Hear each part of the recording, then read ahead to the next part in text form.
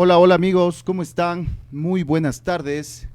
Un saludo fraterno desde la ciudad de Quito, Ecuador, el centro del mundo. Mi nombre es Edgar Paul Proaño, represento al MAEC y el día de hoy, jueves 21 de septiembre, continuamos con el ciclo de talleres y charlas justamente por este equinoccio de septiembre, ¿sí? Enmarcados también en este evento denominado Capacñán 360, la gira que estamos próximos a realizar por algunos países sudamericanos. Queremos hoy dar la cordial bienvenida a nuestro invitado de la tarde. ¿Sí? Él es de el Valle del Elqui, región de Coquimbo, en el país hermano de Chile. Tiene su proyecto, el Observatorio Chacana, investigador, ¿sí? Eh, de nacionalidad mapuche, podríamos decirle. Queremos dar la cordial bienvenida a nuestro amigo, el investigador Jorge Triviño. Estimado Jorge, ¿cómo estás? Muy buenas tardes, bienvenido. Buenas tardes, Edgar. Muy bien, pues espero que todos ustedes también estén muy bien. Excelente por acá. Bueno, Jorge, vamos a empezar entonces. Tiene para compartirnos nuestro amigo Jorge una charla que se ha denominado Etno y o Arqueoastronomía en el Valle del Elqui. ¿Sí? Vamos a darle paso entonces completamente. Jorge, adelante entonces con tu charla. Bienvenido. Muchas gracias, Edgar. Bueno, el título de esta charla en el fondo es entre puntos de interrogación, ¿ya? Etno y o arqueoastronomía en el Valle de Elqui. Pero más que ser un trabajo local, es un trabajo principalmente general a nivel andino, que es bastante complicado, es complejo. Y para empezar, miren, quiero mostrarle una pequeña imagen que, ups, aquí está, una pequeña imagen que simplifica lo que voy a decir. A ver, aquí está, acá. ¿La puedes ver, Edgar? A ver, esperemos, está cargando. Sí, ahora lo puedo ver, Sí, bien. Jorge. Esta es una imagen moderna sobre conceptos antiguos y en el fondo eso es lo que quiero explicar hoy. Eh, Para eso tengo que explicar justamente cuál es la diferencia entre etnoastronomía y arqueoastronomía. Muchas personas no tienen idea. Acá en el Valle de Elqui hay muchos, y en todo Chile, en el astroturismo, hay muchos guías astronómicos que se dicen arqueoastrónomos. La verdad es que la arqueo significa, es una estructura, es una construcción que pueden ser, o sea, cualquier legado físico que quede ahí. Pueden ser una pacheta, que es un montón de piedras para mostrar la división de caminos, por ejemplo. La misma pacheta puede mostrar, según el lugar donde nos sentamos, la salida de Venus o de la Luna. Esa arqueo puede ser una pirámide gigante o puede ser incluso un dibujo en una piedra, un petroglifo, o una pintura rupestre en una cueva. ¿Bien? Eso es la arqueo. La etno es la etnografía, viene de una etnia y es el conocimiento de una etnia que se va pasando en la familia, en los grupos sociales. ¿No? Son historias. Cómo nosotros vamos narrando nuestro conocimiento a través de nuestras historias. Entonces son diferentes, pero la verdad es que siempre han ido de la mano, en paralelo, porque donde hay arqueoastronomía también hay etnoastronomía.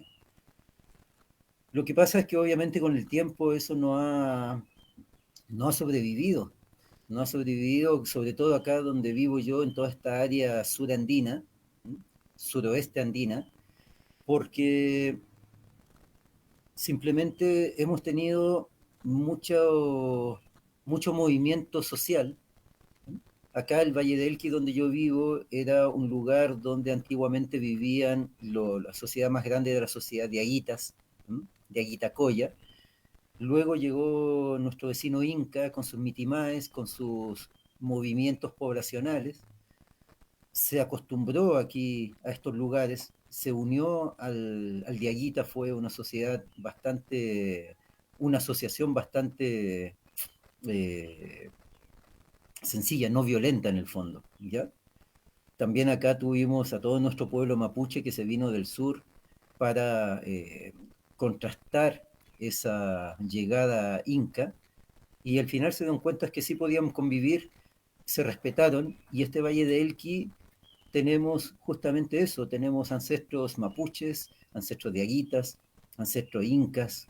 Los incas nos trajeron a los pachocas, ¿ah?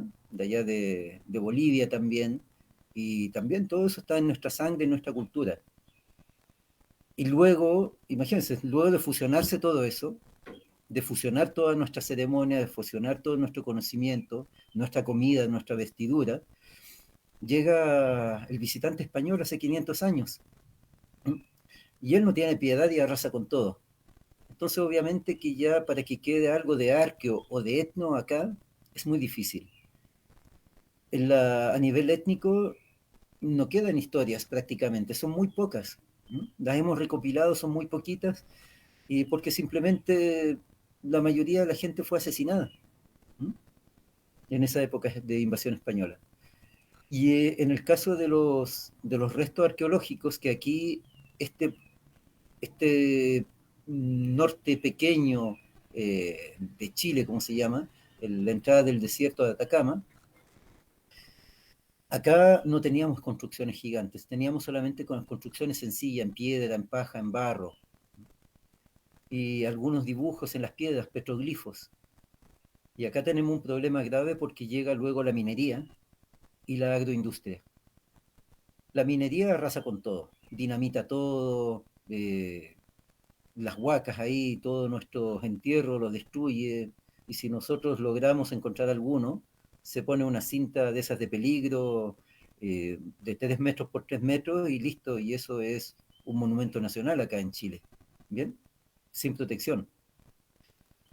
En el caso de los petroglifos de las piedras talladas a mano, llega la agroindustria y todas esas piedras con los tractores las empujan hacia las quebradas, hacia los hoyos, a los agujeros grandes, y las tapan con tierras para transformar todo eso en tierra agrícola, en tierra fértil, digamos.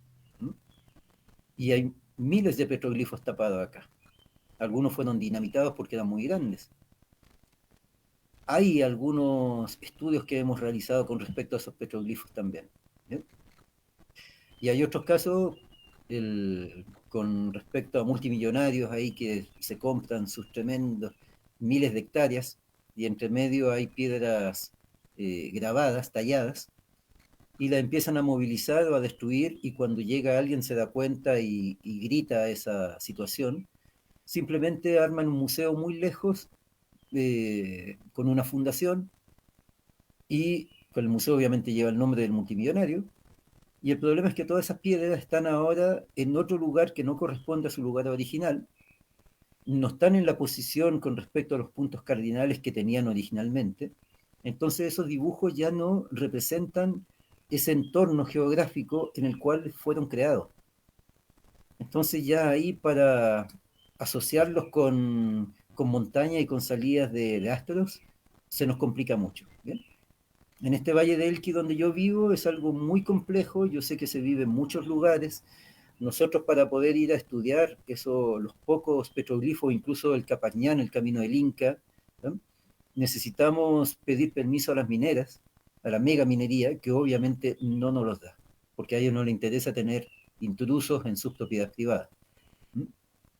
Entonces, eso, primero que nada, esa diferencia entre etno y arqueoastronomía, que es muy importante. El, Acá, como les te dije, tuvimos diferentes pueblos, los pachocas, los incas, los diaguitas, los mapuches, hay una multiversidad, ¿no?, a nivel cultural, que es muy bella. Los pueblos acá tienen nombres tanto en mapudungún, que es nuestro lenguaje de los mapuches, como nombres en quechua, ¿no?, acá en el Valle del Elqui, imagínense. Y bueno, ahora tienen que entender también, para poder hablar de arqueoastronomía y de etnoastronomía, ya le expliqué lo que es la parte de etno y arqueo, pero ahora tenemos que entender lo que es la astronomía. ¿Mm? ¿De dónde viene? ¿Cómo nace? Y no solamente acá. porque todos nuestros territorios son diferentes, ¿bien? Por eso que también la astronomía andina como un solo título no existe. Existen múltiples astronomías andinas. Acá solamente en 50 o 100 kilómetros cambia toda la geografía, cambia el clima, cambia las temperaturas, o sea, cambia todo, la tierra, y lo que crece a 100 kilómetros en la costa, acá en Chile, aquí en la montaña donde vivo yo, no crece. ¿Bien? Entonces, toda nuestra interpretación del cielo y los valores que vamos colocando también a esos dibujos que vamos formando con estrellas o en las oscuridades de la Vía Láctea, todo eso va cambiando en menos de 100 kilómetros. Pero el origen de la astronomía es algo muy sencillo.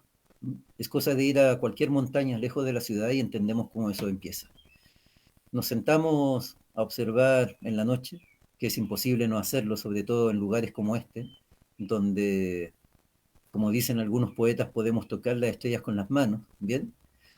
Son miles y miles de estrellas, ¿no? Aquí en el Valle del Elqui se estima de que cada noche en promedio se pueden contabilizar de unas 4.000 estrellas, que es algo difícil de hacer en todo caso. ¿Mm? Entonces, es cosa de sentarse nomás y observar para arriba. Y eso lo hacemos todos en nuestra vida, una u otra vez. ¿No? Da lo mismo que seamos jóvenes, adultos o ancianos. Llega un momento en que miramos para arriba, vemos esa locura, esa belleza, y nos empezamos a enamorar de ese cielo. Y de esas millones de personas que observaron ese cielo, nos falta el que lo empezó a estudiar un poco más. Y se dio cuenta que había movimientos. Se dio cuenta luego que habían ciclos, ciclos, subciclos, megaciclos, que todo eso vuelve con el tiempo. Y todo eso la astronomía moderna tiene, o sea, lo justifica completamente. No son cosas contradictorias como la astronomía y la astrología el día de hoy, que en un origen también iban de la mano. Cuando nuestro anciano se queda mirando el cielo y se da cuenta que cada año, cuando el maíz está listo para cosechar, en su horizonte tiene el mismo grupo de estrellas cuando oscurece. ¿Mm? Y ese anciano durante 50 años, observando eso, imagínense, está haciendo ciencia, o sea, es ciencia pura eso. Nuestro anciano durante 50 años observa eso y decide, al cabo, después de todo ese tiempo, ponerles, por ejemplo, las estrellas del maíz o las estrellas de la cosecha. Forma una constelación. Le pone un nombre a un grupo de estrellas. Eso es algo normal, completamente fundamentado por la astronomía, la astrofísica moderna, por los movimientos, los ciclos. Nuestro planeta gira sobre sí mismo en 24 horas, eso es redondeado, ¿ya? Pero también en 365 días, que también es redondeado, alrededor del Sol.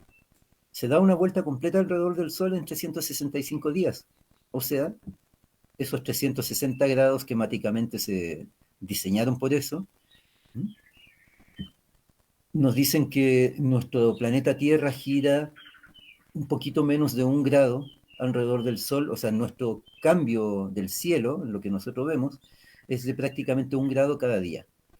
Entonces las estrellas que yo tengo arriba de mi cabeza al día de hoy, en 3 meses, en 90 días, van a estar a 90 grados, o sea, van a estar en un horizonte. En 6 meses, en 180 días, van a estar debajo de mis pies, a la misma hora.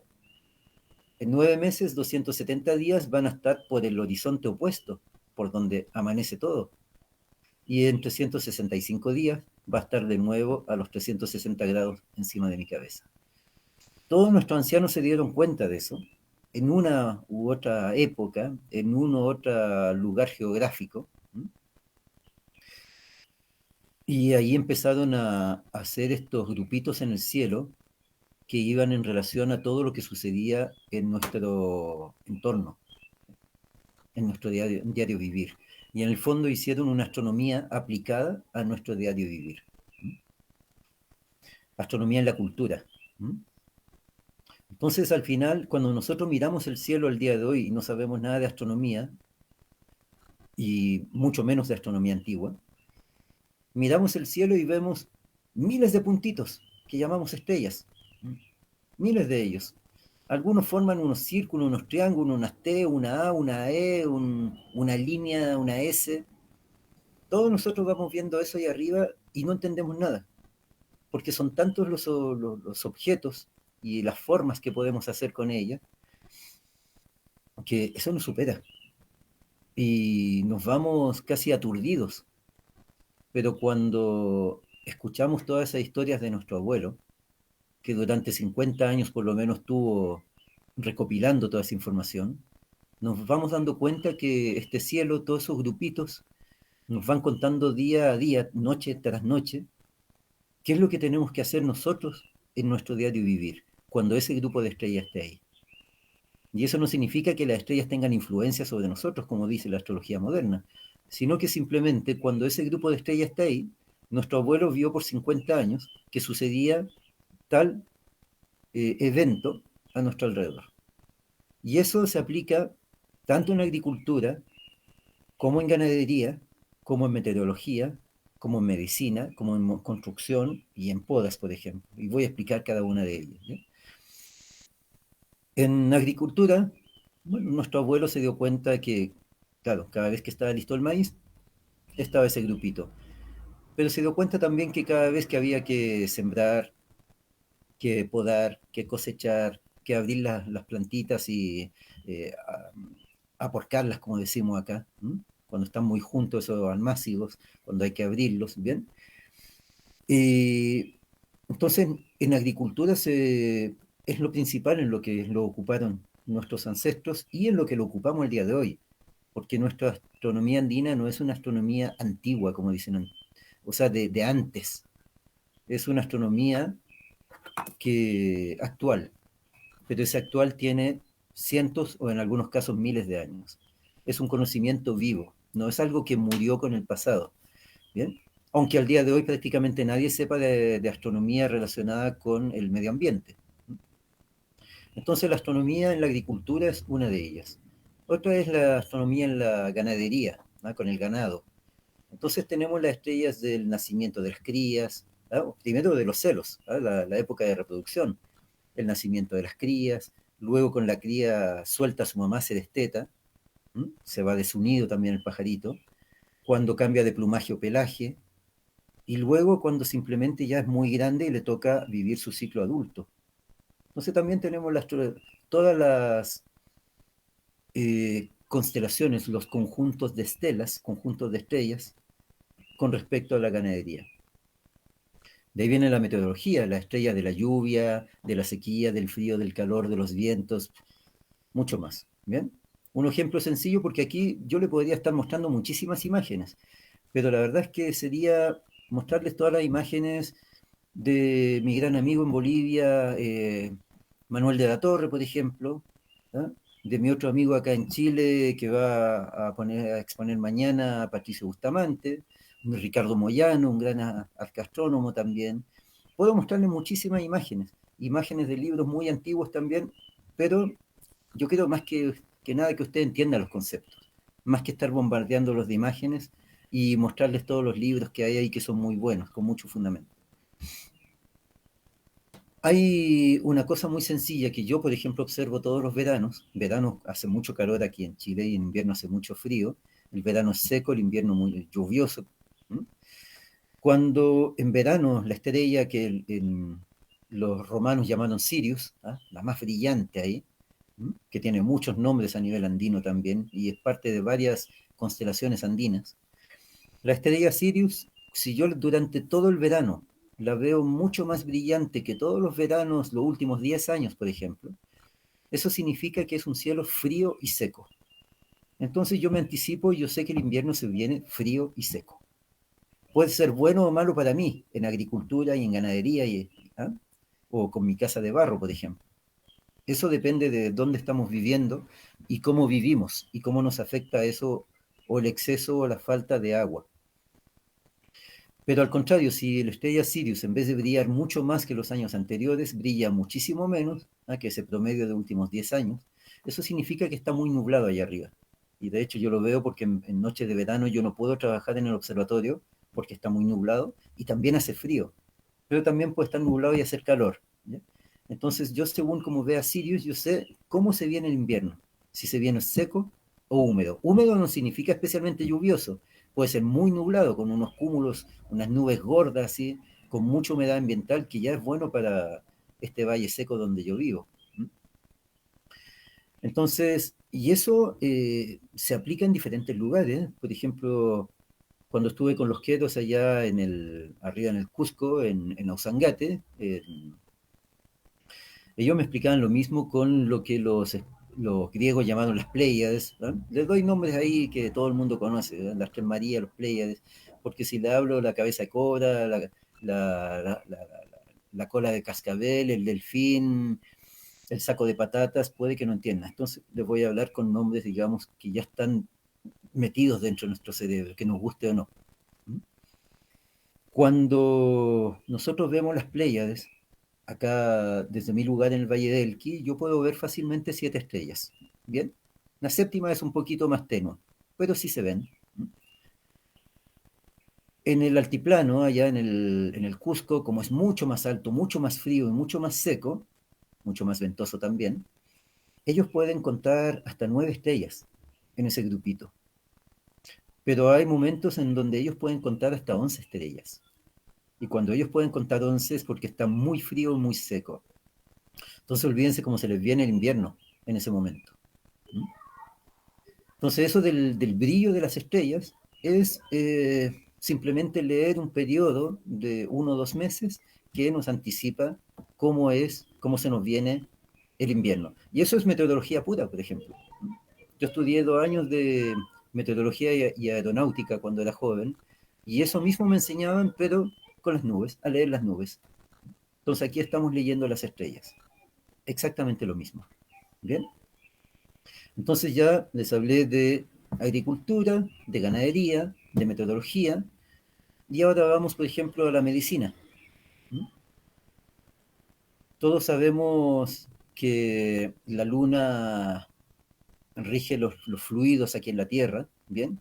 Eso no es una creencia, no es de que no, es que yo no creo en el COVID, no, es que da lo mismo lo que uno crea o no. Estos son hechos. Cualquier marino en la costa, ellos todos los días leen, toman una lectura de la marea baja y la marea alta, y según el calendario lunar, y hay gráficos de hace muchas décadas, quizás mucho más, que nos dicen que así es irrefutable ese hecho, de que la luna rige las mareas, pero también todos los fluidos, nuestra sangre, la savia de los árboles. Entonces ahí, por ejemplo, en medicina antigua, ¿no? De nuevo, que se usa al día de hoy todavía, tradicional más que nada, sucede lo mismo. Si estamos en luna nueva, cuando toda la savia está abajo, cuando el cuerpo bombea poca sangre, ¿m? Y hay un cuerpo enfermo o accidentado, no vamos a atacar esa enfermedad porque podemos matar al enfermo, ¿m? Porque ya está muy débil. Entonces simplemente le damos quinoa y golpes vitamínicos, agüita de mamacoca, para levantarlo, para darle fuerza. Y cuando ya el cuerpo se empieza a recuperar a los días, ahí atacamos el veneno o la enfermedad. ¿Bien? En cambio, cuando la luna está alta, está llena, el cuerpo está fuerte. Entonces ahí atacamos la enfermedad directamente. No necesitamos reforzar ese cuerpo. Y eso, por ejemplo, también es solamente observación. Y eso se ha hecho en todos nuestros pueblos originarios, de los cuales todos nosotros tenemos sangre, aunque sea un 0,01%, que lo queramos o no. Y todos nosotros tenemos que ir reaprendiendo eso. Y a lo que voy también, luego voy a seguir con las otras cosas, pero en el fondo yo creo que lo principal que les podría decir en esto de etno y arqueastronomía, que no olvidemos un poquito de qué pensaban nuestros abuelos, cómo hablaban, cómo vestían, cómo veían ellos el cielo, porque esos fueron nuestros abuelos. Igual hay cambios en los ciclos, hay pequeñas modificaciones.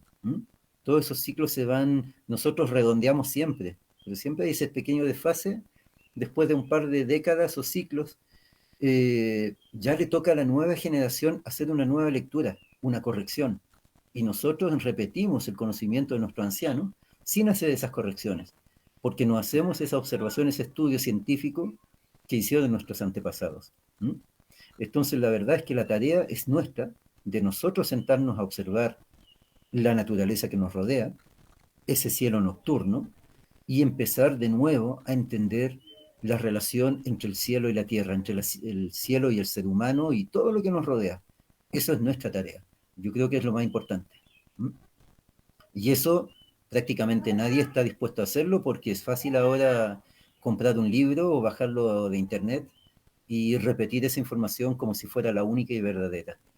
Hay información que es muy buena, sí, pero hay mucha, como el primer dibujo que les mostré ahí eh, con el hombrecito maya mirando por telescopio. Al día de hoy hay muchas, como se dicen en gringo moderno de Facebook, fake news. ¿Bien?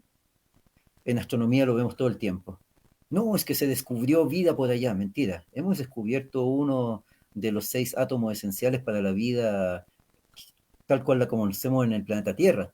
Pero eso no significa que, por ejemplo, si hay mucho oxígeno, no significa que haya vida. Significa que hay mucho oxígeno simplemente. ¿Ya? Entonces nosotros tenemos que vaciarnos un poco la cabeza de todo ese conocimiento.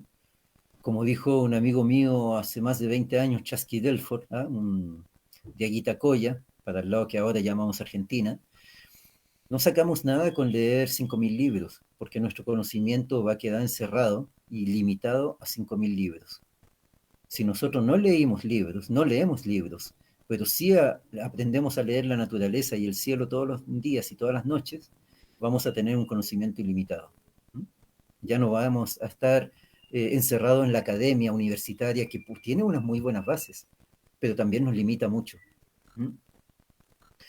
Entonces eso, amigo, yo creo que lo más importante es que nosotros volvamos a reencantarnos con el estudio y el entendimiento de la naturaleza nuestra interna y toda la que nos rodea, y obviamente ese espacio que está ahí arriba de día y de noche. ¿Mm?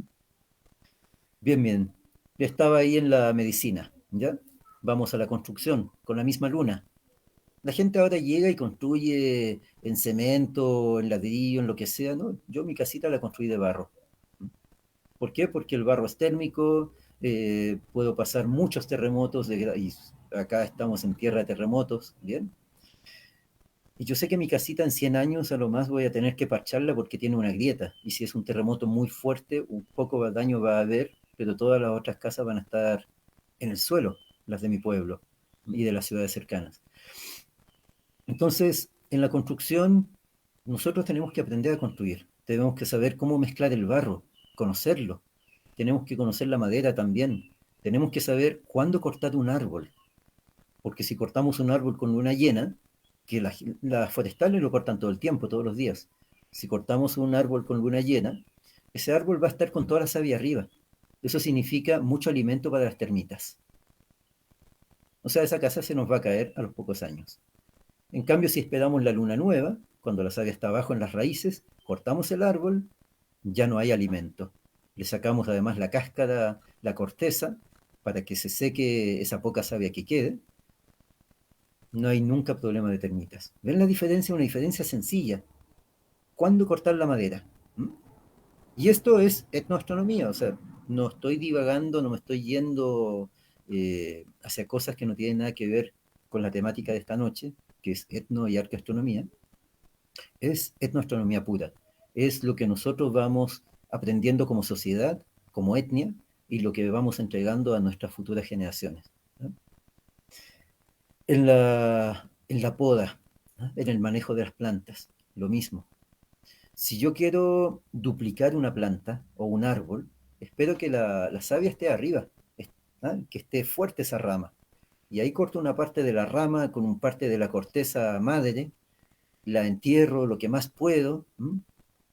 Los 3/4 ahí en profundidad entierro la rama y voy a tener o una planta o un árbol nuevo. ¿Bien? Así de simple.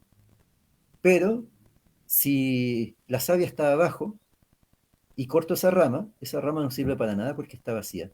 Entonces, ¿para qué me sirve ahí? Para una poda. Entonces, una cosa es la reproducción, la otra la poda. La reproducción la hago con luna llena, la poda la hago con luna nueva. Todo eso con el asunto de la luna. ¿Bien? Hay, bueno, podría seguir con respecto a a otras áreas donde podemos poner en práctica la astronomía aplicada en nuestro diario vivir, pero me acordé de algo que me dijeron hace unos días con respecto a mi pueblo mapuche, parte de este gran pueblo andino, que les dicen también a muchos ahí, a los quitucara, a los quechua, a los aymara, a todos nos dicen lo mismo. No, es que los indios de antes adoraban al sol y creían que era un dios. Adorar, no, respetar, sí, sí, hay que estar consciente, ser y estar consciente de que sin ese sol no somos nada. No hay vida, no hay agricultura, no hay nada. Bien, lo necesitamos. Adorar la luna, respetarla, sí, también. Adorar la Pachamama, la Madre Tierra, respetarla, sí, también. Pero de ahí a decir que son dioses, porque un español escribió eso en su libro hace cientos de años, ¿no? Dios es un concepto europeo que no tiene nada que ver con todo esto. Nosotros sabemos que necesitamos de todos los elementos, sabemos que somos parte de todo esto, sabemos que si un insecto desaparece de este planeta, o sea, una especie de insecto, el daño es grave.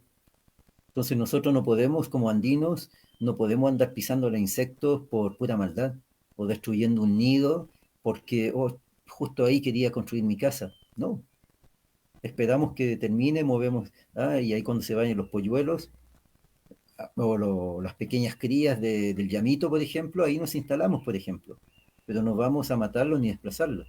¿Mm? Acá se dice que el mapuche causa los incendios forestales porque, claro, está en contra del eucalipto y toda esa mega agricultura forestal. Y sí, los eucaliptos para nosotros son un veneno, pero también los respetamos porque son árboles. Entonces acá un mapuche de corazón jamás va a quemar un bosque o una selva de muchas hectáreas, porque eso va en contra de su vivencia. Ahora, miren, estamos acá. Le expliqué la diferencia entre etno y arqueoastronomía, ¿bien? También le expliqué la aplicación en nuestro diario vivir de esa astronomía, su origen también, de dónde viene, independiente en qué lugar del mundo, siempre nace de la misma manera. Alguien que se sienta y observa, que hace ciencia. Ahora, hay una cosa justamente con respecto a eso de la astronomía andina, que muchos dicen, no, yo soy arqueoastrónomo, y les voy a enseñar arqueoastronomía andina. Eso, como les digo, arqueoastrónomo aquí en el Valle del Elqui, muy difícil, porque no tenemos arqueos, no tenemos restos, y los que hay han sido desplazados y no sabemos cómo interpretarlo. ¿Bien? Pero además, andina, arqueoastronomía andina, hay múltiples astronomías andinas. En cada localidad, a 50 kilómetros, 100 kilómetros, según cambia el clima, la geografía, el tipo de suelo, el tipo de aves, de flora, fauna, el tipo de alimentación también, cambia obviamente nuestra astronomía andina. Un ejemplo, yo aquí estoy en el Valle de Elqui, a los 1250 metros, estoy en mi oficina. Aquí se da muy bien el poroto, el maíz. La quinoa nunca se nos ha dado, el amaranto sí, a esta altura. ¿Bien? La quinoa no porque nos pide otro clima. Pero se nos da muy bien el poroto, el maíz, el amaranto. Entonces yo puedo decir aquí, puedo hablar a mis hijos y a mis nietos, puedo hablarles de la constelación del maíz, por ejemplo. Pero aquí a 100 kilómetros en línea recta está La Serena, que es costa, y ya a los 60 kilómetros de acá ya es clima costero, y allá no crece el maíz, pero sí crece, por ejemplo, la papaya, un fruto, no sé si será moderno o muy antiguo, pero crece la papaya. Entonces, pero ellos no tienen maíz. Entonces, si ellos, digamos que la papaya está lista para cosechar al mismo tiempo que el maíz, yo voy a tener mi constelación de maíz, pero los amigos a 100 kilómetros van a tener la constelación de la papaya. Por eso que no existe una sola astronomía andina. Existen muchísimas astronomías andinas, ¿m? Y ninguna se puede comparar con la otra. Por eso que yo no puedo estar, por ejemplo, hablándole a mis amigos Quitucara, ¿ah? De allá de Quito, de Ecuador, no puedo estar hablándoles de el tipo de constelaciones que tengo acá, puede ser a nivel informativo, pero si yo se los doy a nivel informativo, ellos no lo pueden repetir porque tampoco les corresponde. Ellos tienen sus propias constelaciones andinas, locales, allá. ¿Mm? Por eso que es bueno esto que sea a nivel informativo siempre, no para leer y repetir algo. ¿Ah? Aquí yo escucho muchos que repiten las constelaciones andinas que nos dibujó Manuel de la Torre en Bolivia, en Tihuanaco, ¿ah? Allá en Observatorio Chacán, en Tihuanaco. ¿Mm? Y yo las conozco todas, porque somos amigos, yo tengo Observatorio Chacán acá en Pisco Elqui, ¿m? Y conozco esas constelaciones andinas, pero son de allá, acá no nos corresponden. ¿M? Y eso yo se lo escucho a muchos guías repetir, esas constelaciones andinas, ¿ah? A nivel general. El, a ver, esa es otra cosa también importante, por eso que no hay que vivir en el asunto del conocimiento que nos dejaron nuestros antepasados. El conocimiento sí, pero cuando son estructuras que cuentan una historia, por ejemplo, un petroglifo, ¿ah? Un grabado en la piedra, si no hay nadie de nuestros ancestros que nos explica o nos explicó lo que ellos querían representar con ese dibujo, imagínense lo ridículo que es de parte nuestra darle un valor a ese dibujo, porque no podemos, porque nosotros no sabemos en qué pensaba esa persona, sobre todo cuando ha sido desplazado, ¿ya? No sabemos en qué pensaba esa persona cuando dibujó eso, no sabemos qué clima tenía, qué comía, cómo vestía, ¿m? Cómo era su situación a nivel étnico dentro de su sociedad, ¿ah? Si era una persona respetada, amada, si era un líder o si simplemente lo echaron porque no era una persona grata. Bien, en la interpretación de los glifos se cometen muchísimos errores y todo el tiempo. ¿M? Lo, el mejor ejemplo son los mayas. Bien, estamos hablando de astronomía andina, pero los mayas son un excelente ejemplo, porque los mayas son aquellos que nos dejaron la mayor cantidad de arqueos, de restos, con dibujos y con historias escritas. ¿Mm? Es lo que más hay. Y obviamente, también, como es de una sociedad que con el tiempo, a nivel, digamos, civil, en su vivencia fue extinta, si bien hay descendientes directos e indirectos, la sociedad maya simplemente desapareció. Entonces, para nosotros, para los nuevos mayas o para los otros investigadores, tratar de ponerle valor e interpretación a ese dibujo es prácticamente una aberración, porque siempre vamos a caer en un error. En la creencia, por ejemplo, la creencia es cuando no tenemos ningún sujeto de observación y nosotros tiramos hipótesis. Bueno, lo más probable es que el 99,99% de las veces nos equivoquemos. Cuando tenemos unos sujetos de observación, ya sacamos ya teorías. Y eso es lo que nos pasó en astronomía científica en los últimos 100 años, o sea, al principio de este estudio a nivel científico. ¿Mm? No hablo de nuestros ancestros, ni los incas, los mayas, los aztecas, ni de los antiguos hindúes que escribieron el tratado sobre astronomía hace 5.000 años en, en sánscrito, el yotish, ¿bien? Ni de los chinos que eran muy grandes astrónomos, ni de los persas, sino que al día de hoy, ¿bien? En esta última astronomía que tenemos nosotros a nivel científico, al principio teníamos pocos sujetos de observación, hacíamos muchas teorías y nos equivocábamos muchísimo. Hay un error académico que es justamente que cuando se dieron cuenta de que se estaban cometiendo errores, no lo querían reconocer y lo ponían como una segunda regla. ¿Bien? Eso nos pasó mucho en toda la ciencia, no solamente en la astronomía. En, a ver, cuando nosotros tenemos un dibujo de nuestros antepasados, ¿cómo nosotros lo vamos a interpretar? ¿Mm? ¿Con qué conocimiento directo? Sin cometer errores. Eso es dificilísimo. Ahora lo otro, cuando nosotros tenemos una palabra en nuestro lenguaje original, también nosotros le damos un valor según el estilo europeo, según el estilo occidental. Entonces escuchamos Pacha, decimos, ah, la tierra. Pero no entendemos porque no hemos vivido ese concepto como vivían nuestros antepasados, y eso pasó en la gran mayoría de las tribus alrededor del planeta, de que esas palabras no son palabras, sino que son conceptos. Y son conceptos muchas veces triples, porque no tienen un solo valor, un solo significado. Una cosa sencilla. En nuestro pueblo originario, en la mayoría, la palabra ojos también significaba el verbo ver, mirar, observar. ¿Bien?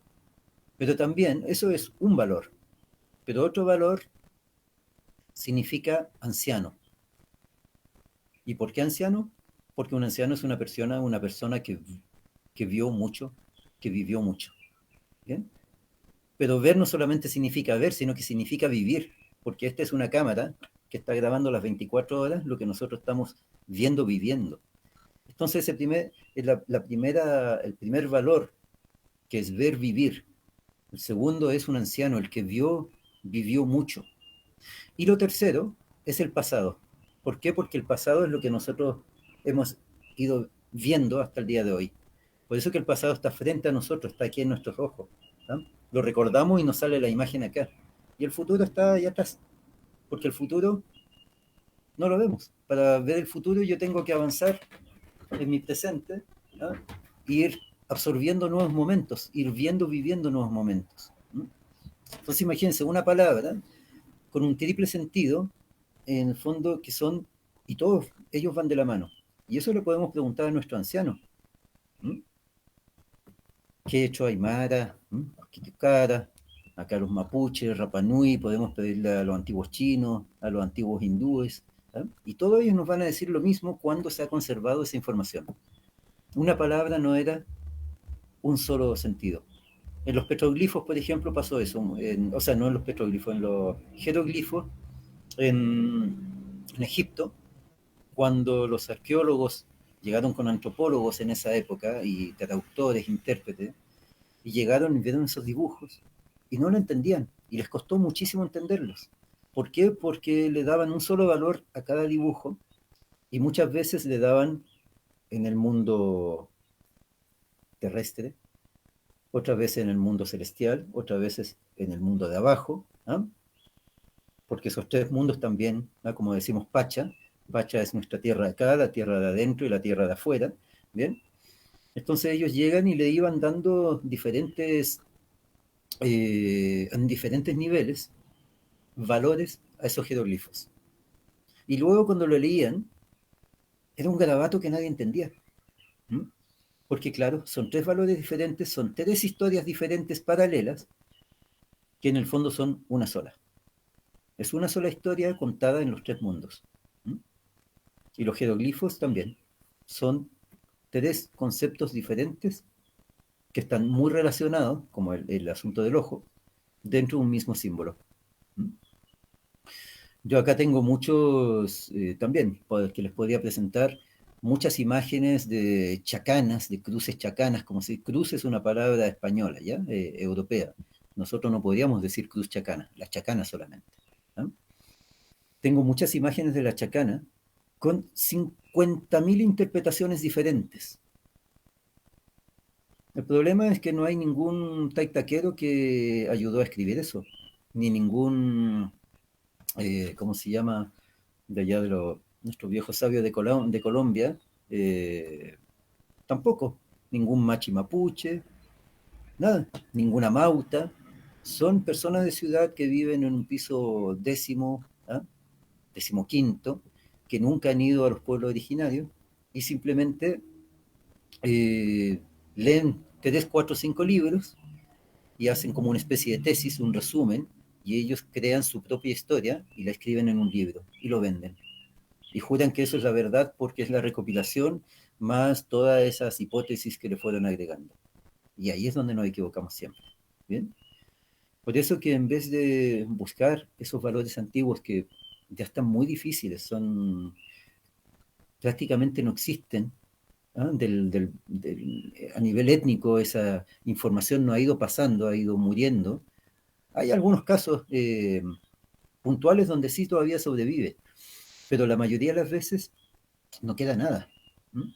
Cuando estuve con los queros allá en Ausangate, les pregunté, ¿hay alguno de ustedes, de su grupo étnico, de su familia, que todavía conozca las estrellas, que las lea?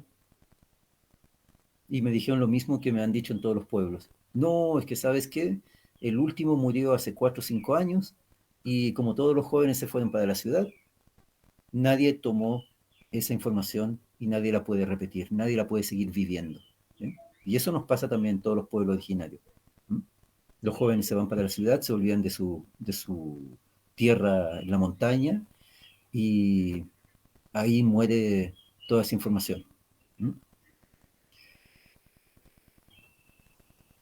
Ahí, y en eso, justamente, ahí nos equivocamos porque es diferente decir yo sé esto y el otro es yo pienso esto, yo creo esto. Por ejemplo, si a mí mi abuelo, que ya murió hace mucho tiempo atrás, si a mí mi abuelo viene y me dice, Jorge, ¿sabes qué? Allá en el cerro sucede esto, porque él lo ha vivido 200 veces. Si mi abuelo me lo cuenta, obviamente es algo verdad. Y yo voy a repetir eso porque yo sé que mi abuelo jamás me va a mentir. ¿Mm? Entonces yo cuando repito, repito la vivencia de mi abuelo como algo verdadero. Pero cuando leo un libro, yo no sé si es verdad o falso. Cuando veo una chacana con interpretaciones, no, que esto es el poder del cóndor, que esto es el guanaco, que esto... ¿De dónde sacaron esa información? ¿Bien? Hay estudios, sí, muy pocos y antiguos, pero como ya esa tradición oral ha ido desapareciendo de a poco, ¿cómo podemos creer a ciegas esas historias? ¿Mm? Entonces lo mejor, como dijo Chasqui Delford, no leamos más esos libros y escribamos nuestros propios libros. Aprendamos a leer nuestro entorno y nuestro cielo. Eso puede, amigo Edgar. ¿Eh? Muchísimas gracias, Jorge, que es súper, súper interesante lo que nos cuentas realmente, ¿no? Una reflexión profunda desde cómo poder entender el otro lado del pensamiento diverso de los hombres, ¿no? Bueno, amigos, vamos a pasar entonces a la parte de las preguntas para nuestro amigo Jorge. Pueden dejar sus preguntas igual en el chat de Facebook. Voy a compartirles igual la sala de Google Meet por si alguien quiere entrar a la sala para poder hacerle una pregunta a Jorge directamente en vivo y en directo, ¿sí? Entonces déjenme compartirles ahorita el link de la sala de chat de Google Meet o pueden dejar la pregunta en texto en el chat de Facebook, ¿sí? Voy a empezar yo, que tengo ahí un par de preguntas, Jorge. Esperemos entonces para que los demás compañeros o se unan a la sala o nos hagan las preguntas, ¿sí? Yo quería saber, estimado Sí, Jorge, ¿qué te llevó a ti a la astronomía? ¿Qué te llevó a hacer este proyecto tan maravilloso que lo has denominado Chacana? ¿Tuvo que ver con tus ancestros o fue más bien por otro lado? Cuéntanos un poquito. mira, principalmente tiene que ver con mi abuelo, que cuando yo era muy pequeño lo acompañaba al cerro, a la montaña, a buscar leña para cocinar, ¿bien? Y un día se nos hizo muy tarde y llegó la noche ahí arriba. Yo nunca había estado de noche fuera de la pequeña ciudad donde crecí. Era muy pequeña, pero había mucha luz. Como niño siempre veía, claro, el patio con las gallinas y un par de cosas más, el huerto. Pero como chico nunca miré el cielo porque no se veía desde allá. Se veían un par de estrellas nomás. Pero luego me pilla ese momento donde en la punta de un cerro me estoy con mi abuelo bajando y mi abuelo me dice, a ver, para, hijo. Me dice, mira, suelta la leña, suelta el fardo, el atado de leña y ahora mira para abajo. y miro para abajo y está toda la pequeña ciudad iluminada con cientos y cientos de luces, ¿m? Que ahora eso le llamamos contaminación lumínica, ¿m? Pero se veían todas esas luces y yo quedé alucinado porque nunca había visto eso en mi vida. ¿M? Y luego me dice, ¿qué te parece? Y yo, ¡guau! Así, alucinado. Y dice, bueno, entonces ahora mira para arriba. Y cuando miro para arriba, no sé si casi me desmayo de emoción porque fue algo alucinante. Y esos primeros acercamientos, cuando uno es niño, se quedan grabados de por vida, cuando son así de fuertes. Y claro, luego, bueno, me tocó ir a vivir a Europa, no me gustó para nada. Imagínate, yo era un mono allá frente a todos esos blancos, y así me trataban, de una forma racista impresionante, con su justa razón ellos, ¿ya? Sí, no es para atacarlos para nada. Tuve muy buenos amigos por allá también. Pero llega un momento en que yo como era muy bueno para la matemática, empiezo a estudiar idiomas. Mi profesión de estudios es traductor-intérprete en muchos idiomas, ¿bien? Y antes de eso empecé a estudiar aeronáutica y meteorología, que me gustaba muchísimo también entender el clima por la meteorología y la aeronáutica, porque igual, si bien me encanta tener los pies en el barro, me gusta eh, la tecnología, ¿no? Un cuchillo es algo bueno, es una herramienta. Si tú decides cortar el pan con el cuchillo o matar a alguien, eso ya es asunto tuyo. Pero el cuchillo es un excelente invento. ¿Bien?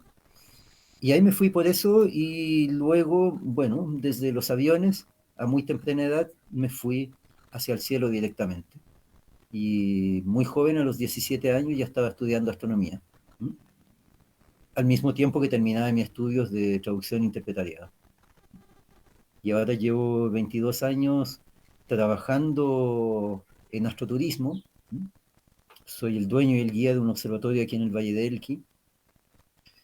No hay nada más bello que te paguen para hacer lo que a ti te guste. Entonces imagínate que a mí todas las noches prácticamente me paguen para mirar por el telescopio y para hablar de lo que me gusta y de lo que sé, no de lo que he leído por ahí, ¿ah? De lo que se ha podido comprobar. Eso fue, amigo. ¿Qué te iba a decir, Jorge? Pero ¿en qué ciudad creciste tú? Entonces, no, no fue en el Valle del Elqui.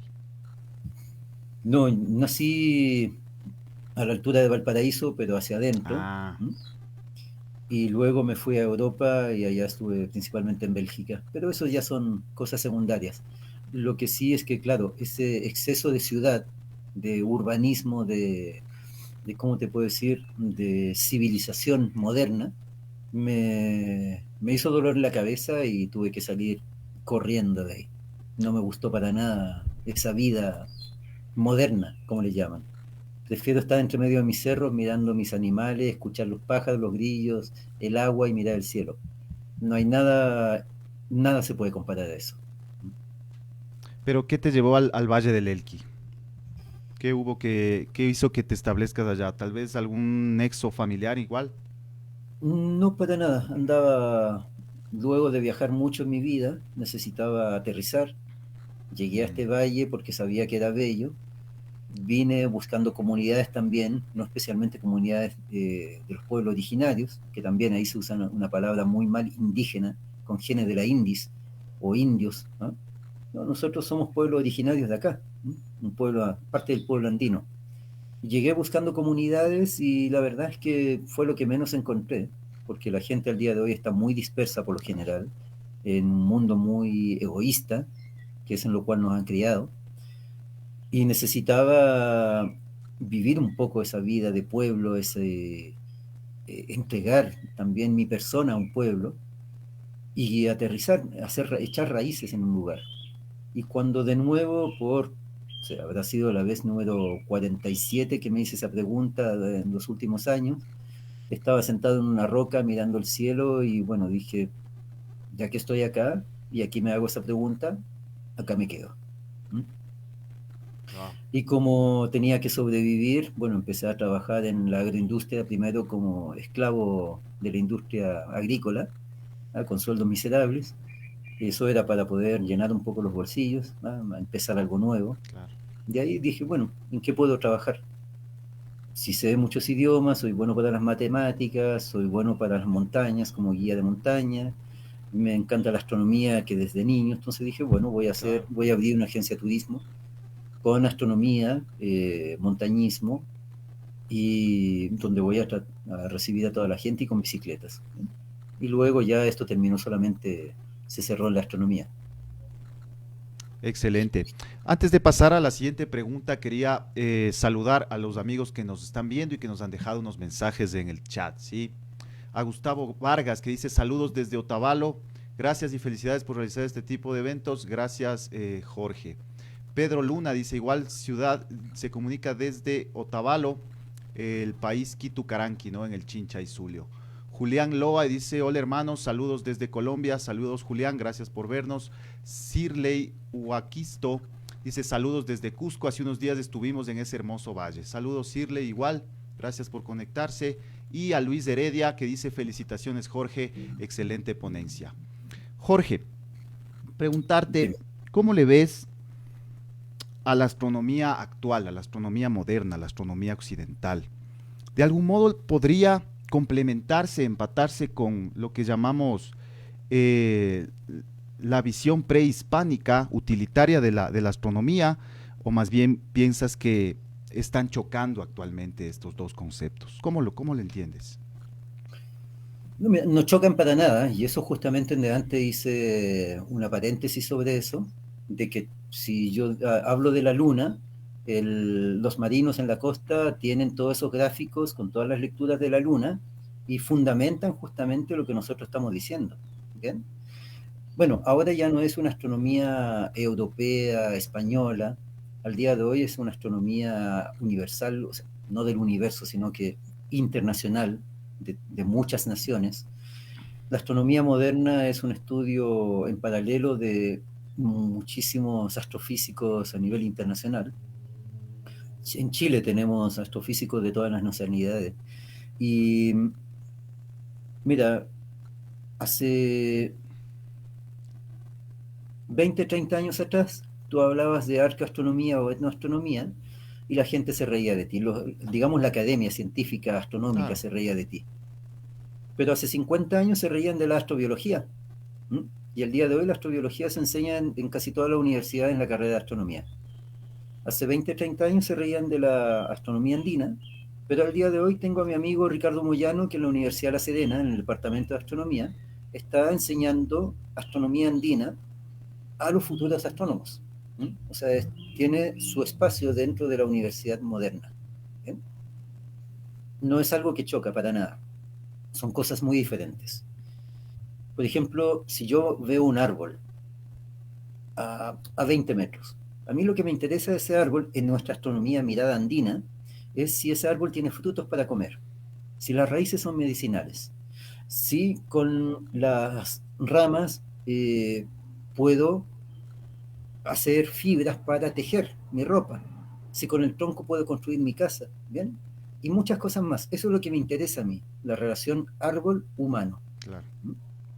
En cambio, la astrofísica moderna, internacional moderna, su mirada es diferente, porque ve un árbol y dice, uy, este árbol tiene, espera, 54.327 hojas.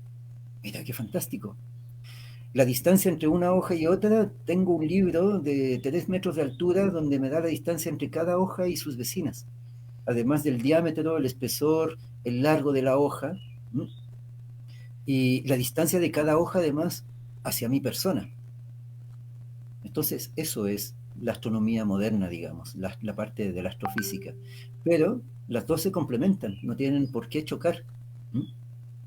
Pero hay, por ejemplo, el respeto de los astrónomos hacia estos conocimientos prehispánicos, te digo al menos las generaciones un poco mayores, ¿no? Porque ahora entiendo que hay una nueva generación, que por ejemplo me pones el ejemplo de Ricardo, pero por ejemplo yo me he topado acá en Ecuador también como una cierta incredulidad, ¿no? A veces a pensar que los indígenas desarrollaron tecnología o astronomía. En ese aspecto, ¿cómo le entiendes? ¿Cómo le ves? Sí, mira, eso depende también de cada persona, ¿ya? Porque si bien eso depende por épocas, depende en las personas. Yo me encuentro con astrónomos muy cerrados que dicen que la astronomía andina no existe, ¿ya? un profesor, amigo mío, no voy a decir su nombre bien, pero él simplemente en 3 líneas te dice que la astronomía andina no existe y no existió. O sea, prehispánica, antes de los españoles. Pero él como astrónomo es maravilloso y te puede contar toda la astronomía, la historia de la astronomía a nivel europeo y también una maravilla el profesor. Pero tiene esa limitante. En cambio hay otros astrónomos que nos juntamos en los congresos de astronomía. Yo en todos los congresos de astronomía siempre hablo sobre astronomía andina, mientras ellos hablan sobre astrofísica, astrobiología, astroquímica y todas las otras ramas de la astronomía. Somos muy amigos y no hay un respeto tremendo. Yo te digo, depende de la persona. Ok. Un saludo a Boris Ulliauri también que nos dice interesante charla. Gracias Boris por escucharnos. Y repito, si alguien tiene una pregunta para hacerle a Jorge, por favor dejar en el chat.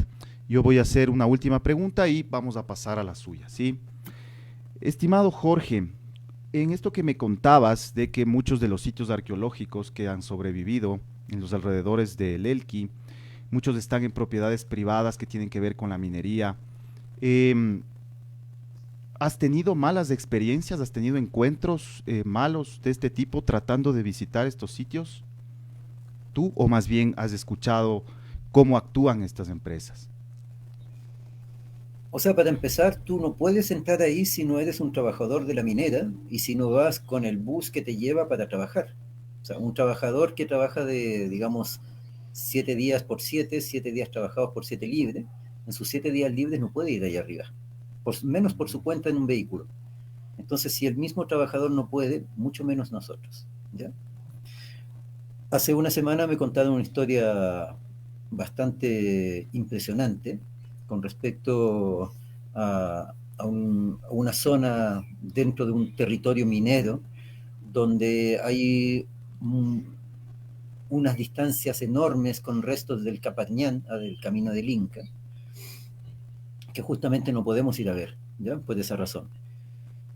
Y hay unos amigos arqueólogos que fueron justamente a buscar esos tambos, esos restos ahí de construcciones también. Y luego de muy lejos vieron una camioneta muy, muy antigua así, que se vino a toda velocidad hacia ellos y se bajó una persona con un fusil apuntándolos y preguntando qué estaban haciendo ahí. Y ellos sabían que no era alguien de la minería porque ellos llevan uniformes, están afeitados, ¿no? Tenía barba, pelo largo, ¿ah? Y una chaqueta así memetizada militar, y no era policía, no era de la minería, entonces ¿quién era? Y cuando ellos dijeron que eran arqueólogos, bueno, ahí se calmó un poco, y en el fondo era alguien que tiene acceso allá arriba y que en unos valles muy profundos, muy lejanos, tenía un tremendo cultivo de marihuana y tenía miedo de que los otros fueran justamente a robarle su marihuana. Pero eso no tiene nada que ver ni con la policía ni con la minería, sino que es algo diferente que sí puede suceder. Ok, ok. Bueno, creo que no hay más charlas, más preguntas, perdón. Sí, déjame revisar el chat. Sí, no, ¿Sí? A no mí existen más me quedan unos preguntas. minutos más porque luego tengo que ir a trabajar en el observatorio. Ya, déjame hacerte Entonces, entonces si hay la... preguntas por el momento, fantástico. Si no, Con fantástico gusto. también. Sí. Eh, Estimado Jorge, para las personas que nos escuchan y que algún rato van a visitar el Valle del Elqui, cuéntanos entonces un poco de tu proyecto. ¿Qué nomás podemos hacer en tu proyecto? ¿Cómo te contactamos? ¿Cómo te encontramos? Bueno, cuando uno está un poquito sumergido en el mundo andino, hay una palabra que sí o sí ha escuchado por lo menos una vez en su vida, que es la famosa chacana. Entonces yo por eso decidí nombrar mi primer observatorio acá hace unos años, Observatorio Chacana. Al día de hoy, por el asunto de la contaminación lumínica, por la falta de respeto por parte de la municipalidad, de la junta de vecinos, de los clubes de guaso, club deportivo, de todo, que llegan y hacen fiestas con los tremendos focos hacia el observatorio y unos parlantes alucinantes y con música y con asados con humo y gritos. ya no puedo quedarme acá en el lugar donde estaba y simplemente decidí construir un segundo observatorio en mi casa, Mm, que es para mejor porque ese está hecho con la base de piedra, una pirca como le llamamos acá, Pirca. y el techo se va a abrir en forma de quirquincho y el telescopio que uso, lo Mm, además lo construí yo mismo, ¿bien? Que tenemos una red de constructores de telescopios, no solamente en Chile, sino que en diferentes países, mm. y la verdad es que el nivel que se logra es muy alto. Entonces, Observatorio Chacana es mi emprendimiento, mi historia, digamos, desde hace muchos años.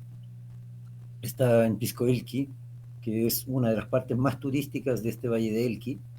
Entonces, si vienes al Valle de Elqui, sí o sí, la mayoría, más de un 90 y tanto por ciento de las personas pasan por Pisco Elqui. Y en Pisco Elqui está ahí mi oficina y simplemente busquen Observatorio Chacana en la página web. Voy a reestructurar en unos días esa página web porque voy a subir fotos del nuevo observatorio que les van a encantar. ¿Mm?